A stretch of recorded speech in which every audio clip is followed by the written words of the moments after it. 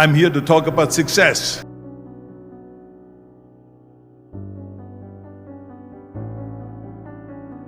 The first rule of success is to have a vision.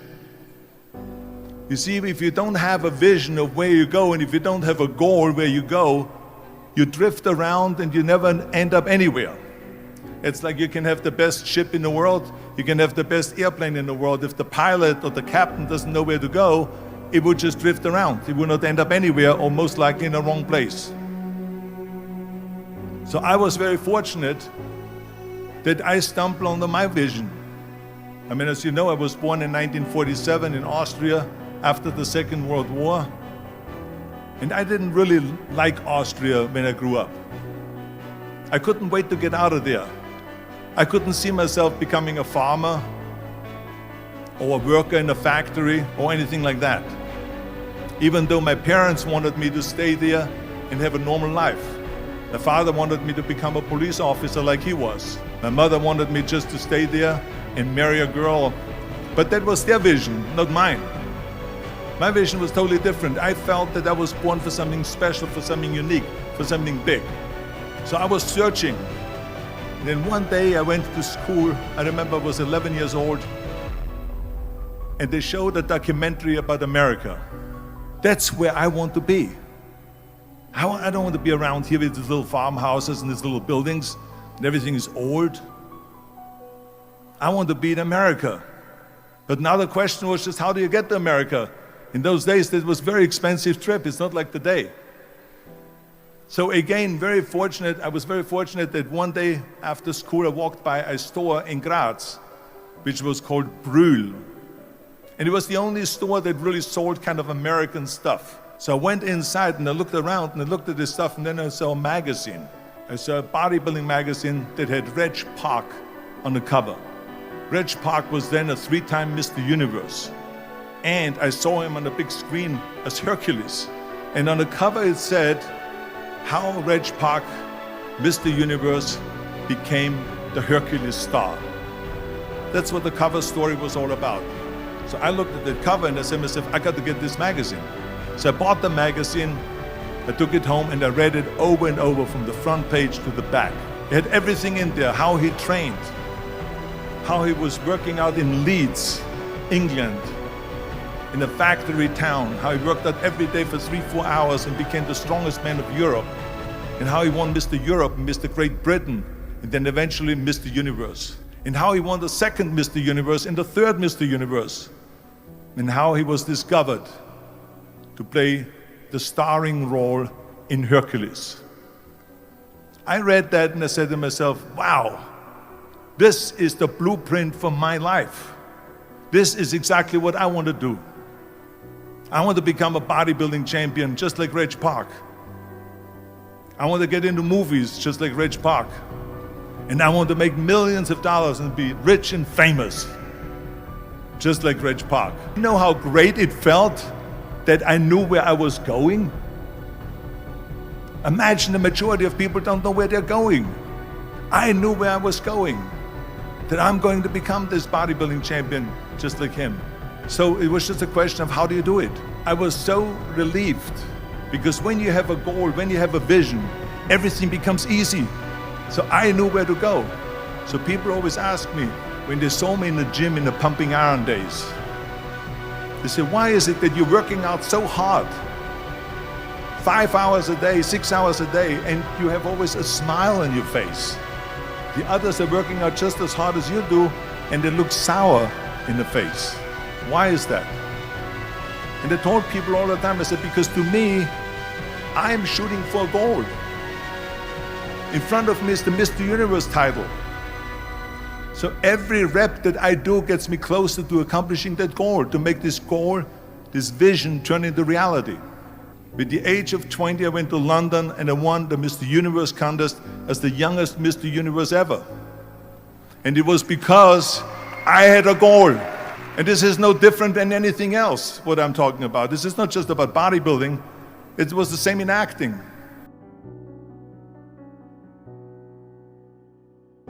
Rule number 2 is, don't listen to the naysayers.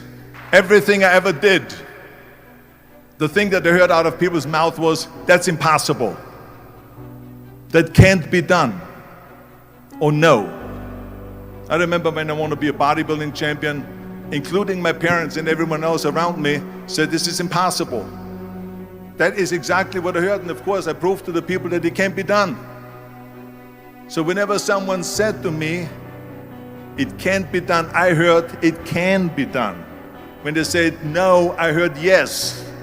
And when they said it's impossible, I heard it is possible. Because I am a strong believer. I'm a strong believer of what Nelson Mandela said, that everything is always impossible until someone does it. Well, I'm gonna be the one, I said to myself, I'm gonna do it and I'm gonna show it to them. Maybe it has never been done before. That's perfectly fine with me. But I'm gonna do it. And I did not listen to the naysayers. The same was also when I went into, not just in bodybuilding, they said no. When I wanted to come to America, when I wanted to go to America, they said it's impossible. There's no money that you have to fly even over there. You have no money when you go over there to live with. And what do you think, they're gonna wait for you? They have plenty of big bodybuilders over there. It was all no, no, and it can't be done, it's impossible. And I remember then that the same thing happened also when I went into the show business.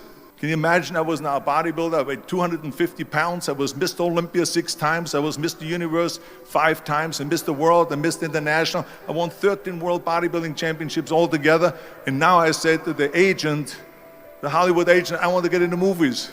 He said, that's funny, Arnold. I asked a studio executive, I say, I want to get into movies. I want to be a leading man. He started laughing. So they all say it's impossible. I said, why is it impossible? He says, because look at how big you are. You weigh 250 pounds. Hercules bodies and muscular bodies weighing 20 years ago. And then they told me, he says, and your accent, even if you reduce all your body weight and everything and have a normal body, I said, your accent, I mean, it will go give people goosebumps with the German accent. It will get people the creeps. They will get scared. He says, no one in Hollywood ever has become a leading man that had an accent. That's the kind of stuff that I heard. They said, no, you see, it's impossible. And plus your name who can pronounce Schwarzenegger or something like that. No one can pronounce that, so forget about it, Arnold. This is the kind of thing that I heard. But you know something? I didn't give a shit. I said to myself, in bodybuilding, I worked out 5-6 hours a day. I'm going to do the same thing now for acting. And of course, I went to college to study English. I studied voice, accent removal, acting classes, and all of this stuff, all day long. I worked and I worked and I worked.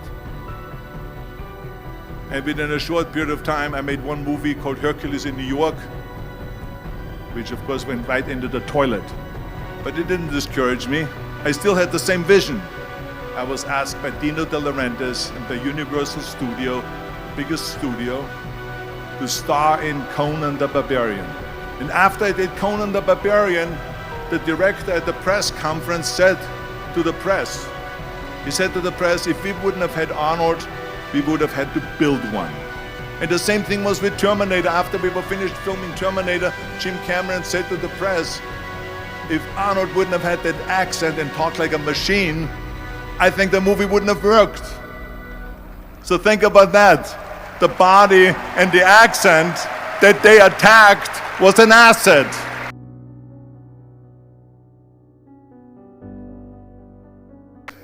And the next thing, the third point that I'm gonna make to you is work your ass off. There is no magic pill. There is no magic out there. You cannot get around, you have to work and work and work. And it drives me crazy when people say that they don't have enough time to go to the gym for 45 minutes a day and work out. Or to do something for 45 minutes to an hour a day to improve. If it is physically improve or if it is mentally to improve. Imagine you read 1 hour a day about history. how much you will learn after 365 hours in 1 year. Think about if you study about the history of musicians, of composers, how much you would know. Imagine if you would work on a business, on some business that you want to develop every day for an hour. Imagine how further along you will go and get. So it drives me nuts because we have, when people say we don't have the time, we have 24 hours a day. We sleep 6 hours a day, so that gives you still 18 hours. But there's someone shaking their head out here in front. They say probably, I don't sleep 6 hours, I sleep 8 hours, right? So we have 18 hours a day. The average person works around 8 to 10 hours. So let's assume it's 10 hours, so we have 8 hours left. Then you travel around an hour a day, maybe 2 hours a day. So now you have still 6 hours left. So what do you do with these 6 hours? What do you do with these 6 hours? Then we eat a little bit, then we schmooze a little bit, talk a little bit to people and all that stuff. But you can see how much time there is available if you organize your day. So you got to work hard. I mean, let me tell you something. When I went to America, I went to college. I went and worked out 5 hours a day. And I was working on construction. Because in those days in bodybuilding, there was no money. I didn't have the money for food supplements or anything. So I had to go to work. So I worked on construction. I went to college. I worked out in the gym, and at night from 8 o'clock at night to 12 midnight, I went to acting class 4 times a week. So I did all that. There was not one single minute that I wasted.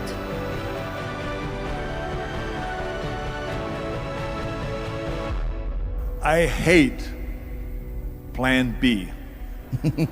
But when you start doubting yourself, that's very dangerous.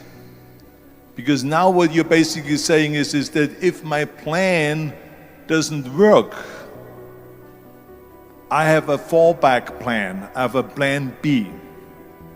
And that means that you start thinking about plan B, and every thought that you put into plan B, you're taking away now that thought and that energy from plan A. And it's very important to understand that we function better if there is no safety net. I'm telling you, I've never ever had a plan B. I made a full commitment that I'm gonna go and be a bodybuilding champion. I made a full commitment that I'm gonna be in America.